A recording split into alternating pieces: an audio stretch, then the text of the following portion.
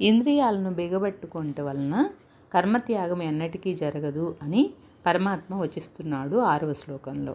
కర్మేంద్రియాణి సంయమ్యాయ ఆస్తే మనసా స్మరన్ ఇంద్రియార్థాన్ విమూఢాత్మా మిథ్యాచారస్స ఉచ్యతే. ఎవరు కర్మేంద్రియ జ్ఞానేంద్రియాలను అణిచిపెట్టి మనస్సు చేత ఇంద్రియముల యొక్క శబ్దాది విషయములను చింతించుచుండునో మూఢచిత్తుడగు అట్టి మనుషుడు కపటమైన ఆచరణ కలవాడని చెప్పబడుతున్నాడు. ఇక్కడ కర్మేంద్రియాలు జ్ఞానేంద్రియాలు అంటున్నారు. జ్ఞానేంద్రియాలంటే మనకు తెలుసు, పంచేంద్రియాలు అని అంటాము. కర్మేంద్రియాలంటే చేతులు కాళ్ళు. మనస్సు కూడా ఒకటి ఉంది, దాన్ని కూడా మనం లెక్కలో పెట్టుకోవాలి ఇక్కడ. అయితే ఇక్కడ భగవానుడు ఏం చెప్తున్నాడంటే, లోకంలో కొంతమంది అజ్ఞానులు ఉంటారు.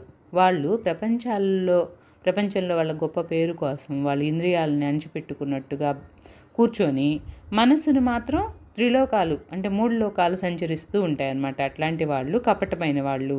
అట్లాంటి వాళ్ళని మూఢులు అనకుండా పరమాత్మ ఏమంటున్నాడంటే విమూఢులు అని పేరు పెట్టేశారనమాట. అలా అని కొంతమంది ఏం చేస్తుంటారంటే పరమాత్మను తెలుసుకొనడానికి ధ్యానం నందు కూర్చుంటారు. కాకపోతే వాళ్ళకి ధ్యానంలో మనసు నిలబడకుండా పలు దిశాలుగా పరిగెత్తుతూ ఉంటుందన్నమాట. మనసు అస్సలు నిలబడదు. అలాంటి వాళ్ళు కూడా ఇలాంటి విమూఢుల్లాగా అవుతారా అంటే కాదు అని స్పష్టంగా చెప్తున్నారు పరమాత్మ. ఎవరైతే నిజమైన సదాచారం పాటించి మనస్సును నియంత్రించుకొని భగవంతుడి మీదకి దృష్టిని తీసుకెళ్ళాలి అని ప్రయత్నిస్తారో వాళ్ళు మొదట్లో ఖచ్చితంగా ఇలాంటి పరిస్థితిని ఎదుర్కొంటారు. మనస్సు మాత్రం పరిగెత్తుతూ ఉంటుంది. కాకపోతే వాళ్ళు ఏం చేస్తారంటే మళ్ళీ తీసుకొచ్చి మనసుని నిర్మలమైన స్థితిలో ఉంచుతారు. వీళ్ళు ప్రయత్నం ద్వారా సాధించుకోవచ్చు. కానీ ఆ ప్రయత్నంతో పాటుగా గురువు అనే అనుగ్రహం అనేది ఖచ్చితంగా కావాలి.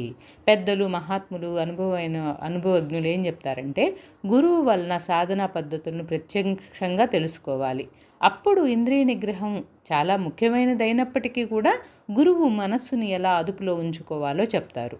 లోక వ్యవహారాల్లో విషయభోగాంతరాల్లో మనసుని ఎలా సంభాళించుకోవాలని చెప్పి గురువు ఆ ఆధ్యాత్మిక మార్గాన్ని బోధించడం వలన మనకు మనసును అదుపు చేసుకోవడం చాలా సులభమవుతుంది. అలాంటి స్థితిలో మనం మనసుని ఇంద్రియాలను నిగ్రహించుకొని భగవంతుని తెలుసుకోవడానికి అవకాశం ఉంటుందన్నమాట. ఇలాంటి చక్కని ధ్యానాన్ని చక్కని ప్రవర్తనని తెలుసుకోవాలంటే గురువు ఆవశ్యకత అనేది చాలా చక్కగా ఈ శ్లోకంలో చెప్పబడింది. హరే కృష్ణ.